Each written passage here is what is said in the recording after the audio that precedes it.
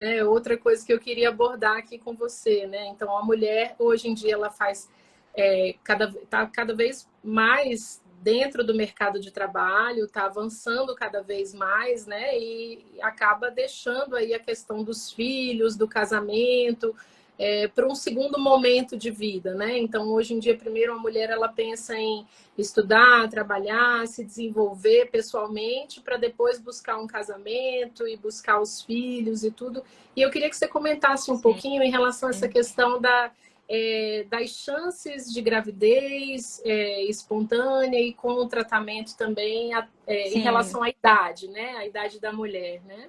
Então, Júlia, muito bom você tocar nesse tema da idade, porque quando a gente fala em tratamentos de reprodução humana, a idade, especialmente aí falando na idade materna, é o principal fator nosso prognóstico com relação às chances de sucesso aí no tratamento, né? Eu vou pegar aqui, eu separei até a tabela exatamente com as estatísticas para trazer para vocês com relação a isso, porque é algo que às vezes a gente não tem a dimensão do impacto que a idade traz na fertilidade. E eu acho que um dos principais papéis nossos aqui nas redes sociais é alertar com relação a isso, porque é muito frequente eu receber no meu consultório pacientes que se assustam quando elas descobrem que realmente está sendo mais difícil engravidar do que elas imaginavam e que até mesmo com os tratamentos as chances não são tão altas porque já se chegou um pouco tarde, né? Então a gente, como você mencionou, hoje as mulheres elas estão cada vez mais postergando a maternidade e a gente é muito diferente das gerações anteriores, onde às vezes uma mulher de 40,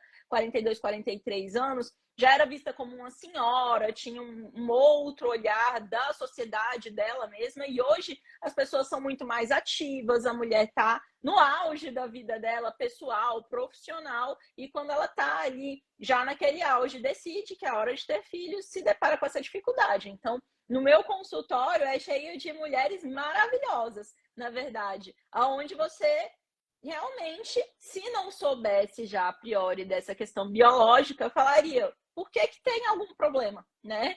Porque a pessoa é saudável, ela come bem, ela se alimenta bem, ela está bem em todos os aspectos, mas a gestação Não se torna mais chega, né? difícil, não É. chega. Então a gente sabe que o auge de fertilidade da mulher seria ali entre 20 e 30 anos de idade, onde as chances de gestação mensal seriam por volta de 25% ao mês.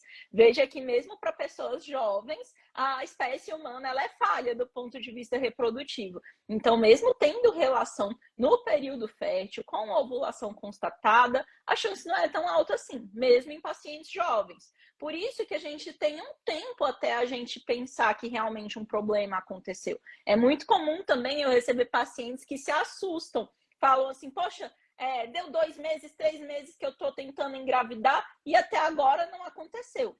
Eu falo, calma, não é também tão simples assim, né? Então, mesmo pacientes jovens podem ter uma demora a engravidar, mas quanto tempo? A gente diria que até 1 ano, essa paciente que tem menos de 35 anos poderia ir tentar naturalmente até realmente procurar uma avaliação especializada. Exatamente por isso, porque a chance mensal, ela não é tão alta assim. Então, por vezes, não aconteceu ali naquele primeiro mês de tentativa, mas conforme esse casal for tentando, eventualmente irá acontecer. E o tempo vai dizer quem realmente teria aí alguma indicação de investigar algum fator a mais ou não. Já quando a gente pensa em mulheres acima dos 35 anos, essa chance mensal já cai para 15%. E se a gente pega mulheres que estão na faixa de etária acima dos 40, já baixa para entre 10% e 5% ao mês. Sendo que pacientes que têm uma idade acima de 45 anos, a chance de gestação mensal é menor que 1%.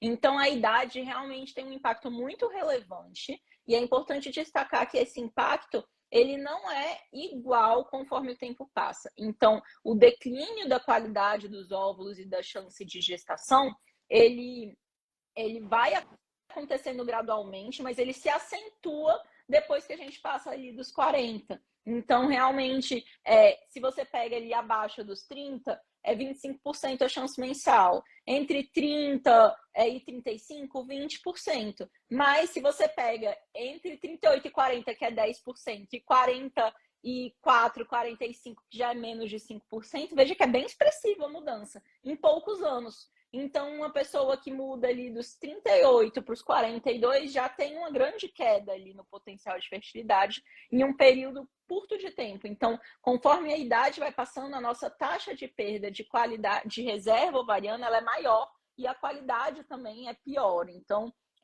conforme o tempo vai passando, esse problema ele vai se agravando. E é importante a gente estar atento a isso, porque mesmo nos tratamentos de reprodução assistida, isso gera um impacto, né? Que você perguntou com relação às chances naturais e as chances em tratamento. Então, muitas pessoas pensam assim, mas tudo bem, então eu adiar, porque qualquer coisa a gente tem tratamentos, a medicina está muito moderna e eu vou procurar, então, um tratamento de reprodução assistida, caso eu não consiga naturalmente. E, infelizmente, não é bem assim, né? Mesmo pensando em tratamento de FIV, se a gente pensa numa paciente que tem uma idade acima dos 40 anos, essa chance já vai para menos de 20%.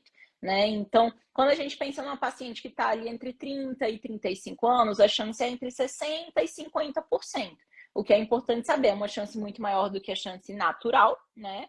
E também pensar os fatores de infertilidade demandam que seja feito o tratamento, porque dependendo de qual for o fator, a chance no natural, ela realmente é quase nula, mas não é 100%, né? Então, a gente tem que ter a dimensão de que os tratamentos, eles têm potencial de falhar em uma primeira tentativa e às vezes persistindo pode ser que dê certo.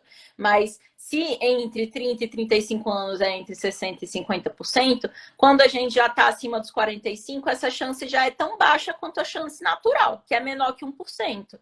Então, você já chega numa época, quando você está ali acima dos 45 anos, 46, 47, que mesmo menstruando todos os meses, a sua chance de gestação, ela é igual se você fizer FIV e se você tentar naturalmente, porque os óvulos já estão com qualidade realmente muito prejudicada. E aí, por vezes, não conseguimos óvulos num ciclo de estimulação, ou conseguimos óvulos que não formam embriões, ou que formam embriões anormais que não geram uma gestação. Então, a gente tem muitos obstáculos nesse sentido. E nesses casos mais extremos, onde a gente já teve uma perda muito importante da qualidade desses óvulos, a gente tem como alternativa o tratamento com óvulos doados. Então, essas pacientes podem recorrer ao uso de óvulos de pacientes doadoras mais jovens e aí fazer a fertilização in vitro usando esses óvulos e recebendo os embriões que forem formados. E aí, dessa maneira, elas têm uma chance expressiva de gestação que chega por volta de 50% a 60%. Então, para as pacientes que já estão em uma idade mais avançada, essa é uma alternativa viável para alcançar aí uma gestação que evolua, que nasça um bebê saudável. Essa questão das estatísticas, é importante dizer que isso é um apanhado geral, mas é muito importante a avaliação ser individualizada, porque uma paciente que tem uma reserva ovariana maior ou menor, isso impacta na chance dela com o tratamento de fertilização in vitro. Com a chance no natural, não. Né? Porque no natural o que impacta é a qualidade do óvulo que está sendo ovulado. A pessoa pode ter uma reserva ovariana, que é a quantidade de óvulos que ela ainda tem naquele ovário alta ou baixa, mas se ela estiver ovulando todos os meses, contanto que esse óvulo seja de boa qualidade, não muda a taxa de gestação dela.